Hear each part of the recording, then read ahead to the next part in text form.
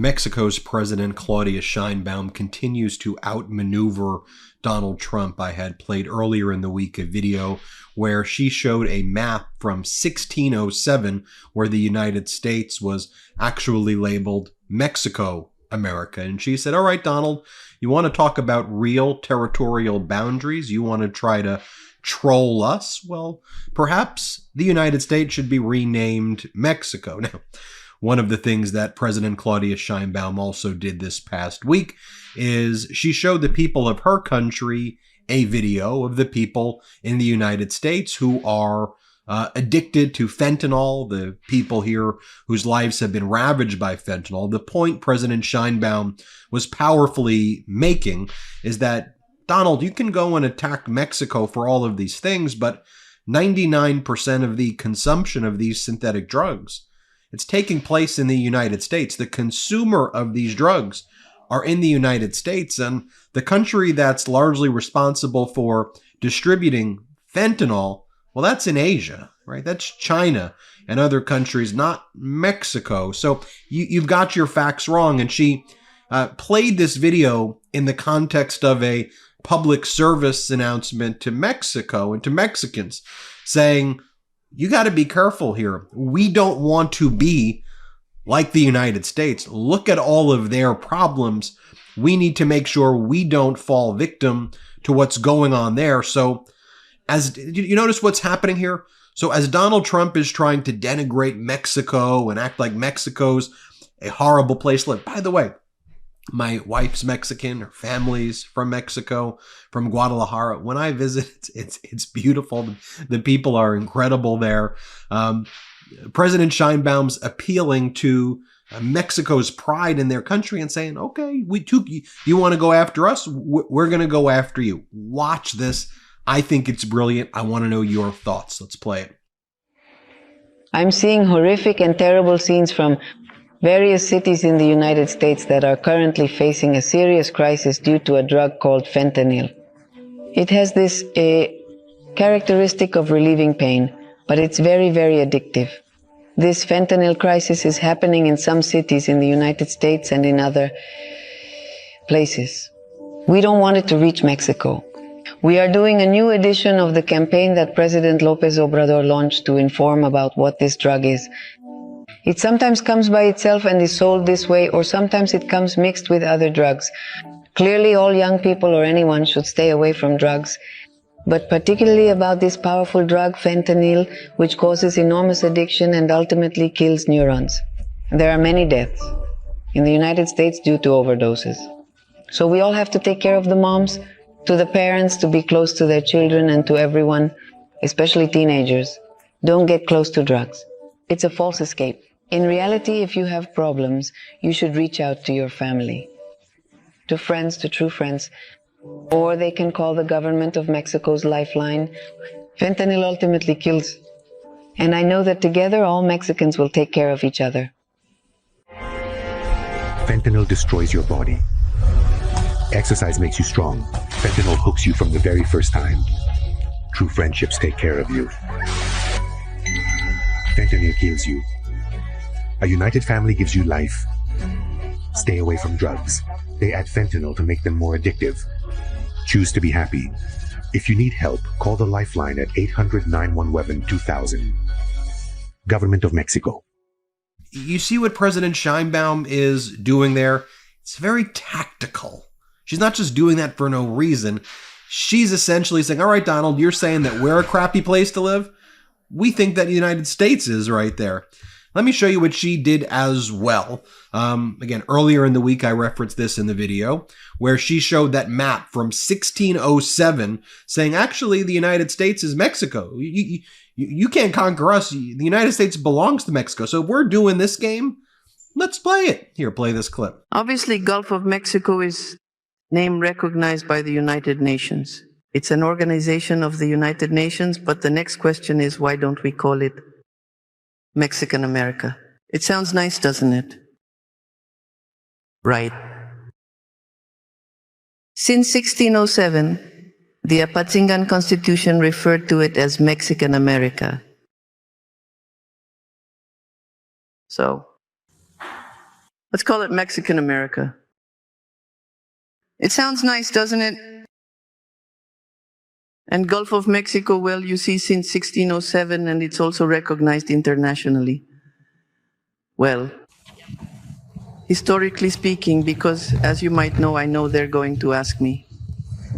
I think that yesterday, President Trump, they misinformed President Trump, with all due respect, because I believe they told him that Felipe Calderon and Garcia Luna were still in power in Mexico. Now, look, the key message that President Sheinbaum has been pushing is for countries, specifically the United States, to respect the sovereignty of other nations, that independent nations should not be bullied, coerced, militarily, economic, or otherwise by other nations.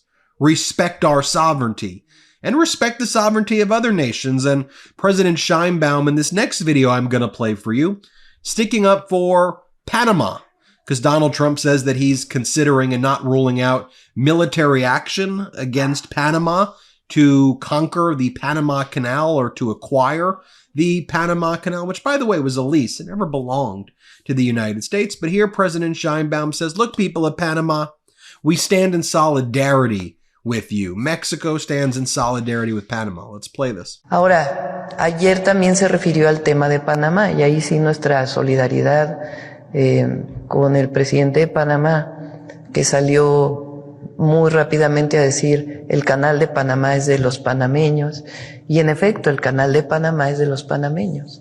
Entonces ahí sí nuestra solidaridad, nuestro apoyo al presidente de Panamá, al pueblo de Panamá. Okay, I gotta tell you about this game-changing product I use before a night out with drinks. It's called ZBiotics Pre-Alcohol Probiotic Drink.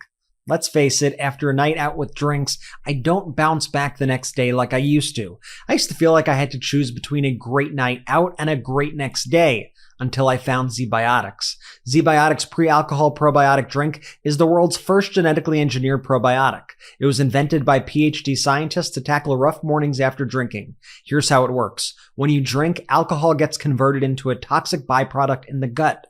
It's this byproduct, not dehydration, that's to blame for your rough next day. ZBiotics produces an enzyme that breaks this byproduct down. Just remember, make ZBiotics your first drink of the night, drink responsibly, and you'll feel your best tomorrow. I won't lie, I was skeptical at first, but I gave it a shot before a night out with friends at our favorite spot downtown, and I could not believe the difference. The next morning, I woke up ready to tackle a packed schedule, no sluggishness, no regrets. Now I use ZBiotics every time I know I've got plans the next day. Go to zbiotics.com/Meidas to learn more and get 15% off your first order when you use code Meidas at checkout. That's MEIDAS. ZBiotics is backed by a 100% money-back guarantee, so if you're unsatisfied for any reason whatsoever, they will refund your money, no questions asked. Again, that's zbiotics.com/Meidas and use that code Meidas, that's MEIDAS, at checkout for 15% off. Cheers to feeling great tomorrow. There's a broader geopolitical situation taking place here, a realignment of power, if you will. So one of the most important things that you need to remember, and I've been covering this a lot, is that China has been increasing its influence, whether it's in Mexico or go further south to Central American countries, go further south to South America, or you talk about just other countries throughout the world, in Africa and elsewhere in Europe. China has its Second Silk Road program, its Belt and Roads program, where they go around and they say, look, we respect your sovereignty. We want to invest billions of dollars in your industry, and we want to be a reliable ally with you. Now, it's CCP propaganda, but President Xi's been pushing this and trying to undercut America by saying, look, you can't rely on America as an ally, because just look at the things that they're doing. So one of the things that happened is that President Xi Jinping, before the G20 that took place about 2 months ago, requested a meeting with President Sheinbaum of Mexico. President Sheinbaum at first declined to have that meeting because it would be viewed potentially as a slap in the face to the United States of America. But after Trump won the election, and after Donald Trump started doing all the Trumpy things, not only did she agree to meet with President Xi Jinping during the G20 summit, but she was photographed with him in multiple photographs. And if you know the message that's being sent, if you understand the geopolitics here, she's sending a message to the United States saying, okay, you want to abandon us? We'll find other allies abroad who we can work with and who we can export our products to. Okay, you want to put tariffs on us to try to harm our industries? Look what happened with soy farmers in the United States in the first Trump administration when Trump imposed tariffs on China. China retaliated by shutting down imports of soy from soy farmers in the United States. And what happened? Brazil became the beneficiary as part of the BRICS bloc. Brazil, Russia, India, China, South Africa. And this really screwed over the soybean farmers. So what did the Republicans have to do? You know, they all say, oh, we hate government handouts. Well, what ended up having to happen is massive government subsidies from the Trump administration had to go to farmers, not just soy farmers, other farmers as well, to basically pay them to basically destroy their own crops for the surplus that they couldn't sell. So quite literally a government handout, because otherwise the farming industry would die. And then the government, the Republicans, say, okay, we want to cut Social Security, Medicare, Medicaid, all of these programs, veteran stuff.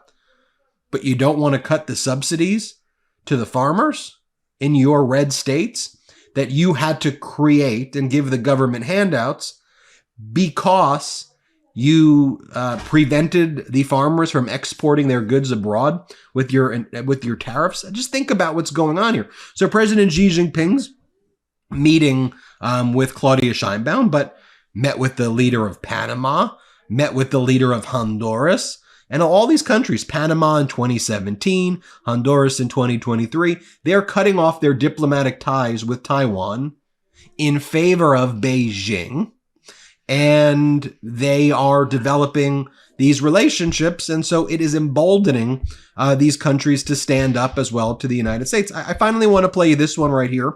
This is President Sheinbaum as well.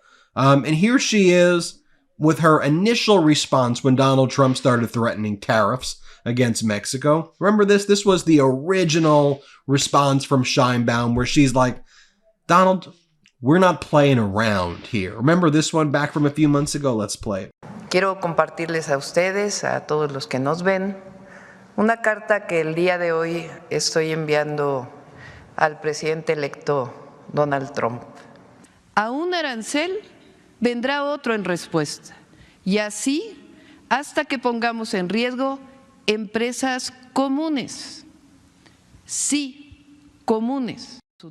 Siempre hemos manifestado la disposición de México para evitar que siga la epidemia de fentanilo en los Estados Unidos, que por lo demás es un problema de consumo y de salud pública de la sociedad de su país. De acuerdo con las cifras de la patrulla fronteriza y de aduanas de su país, CBP, los encuentros en la frontera entre México y Estados Unidos se han reducido en 75% de diciembre de 2023 a noviembre de 2024. So there you have it, folks. Let me know what you think.